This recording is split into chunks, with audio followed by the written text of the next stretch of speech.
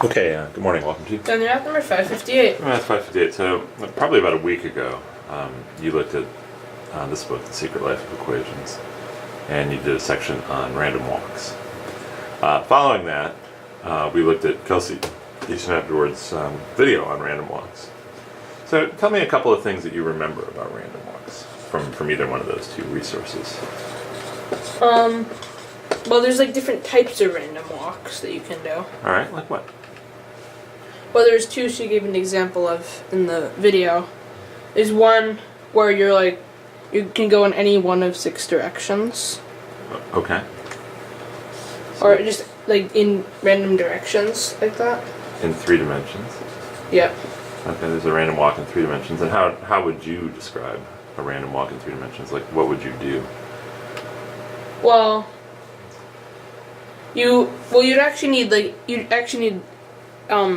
6 things to describe where you would move, but he said in the video that you would never, if you're trying to reach a certain point, it would be very hard to reach that point. Okay, yeah. Yeah, it might be, in 3 dimensions, it turns out it might be very hard to predict a point if you were going to reach it, and that you might not always return to where you started. Yeah. Okay. What are some other things you know about our random walks?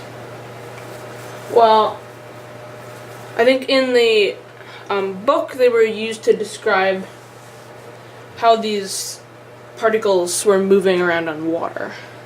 Oh, on top of water or in water? I think they were on top of water. Oh, interesting. It was a 2-dimensional thing. Oh, wow, okay. So you can have random walks in 2 dimensions as well. That's actually pretty neat. How would you describe a random walk in 2 dimensions? Well, you could start somewhere and then you've got to choose one of 4 directions that you would go. Alright. What do you think is going to be happening here?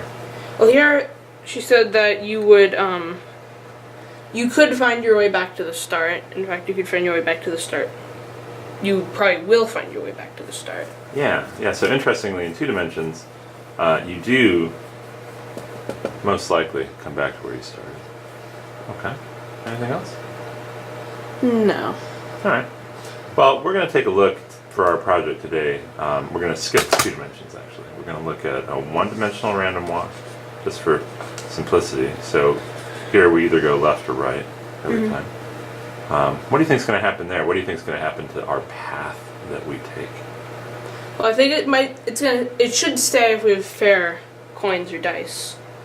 Then we should stay right around 0. Okay. Alright, and then we're going to skip 2 dimensions, and then we're just going to study 3 dimensions. And what do you think that random walk is going to look like?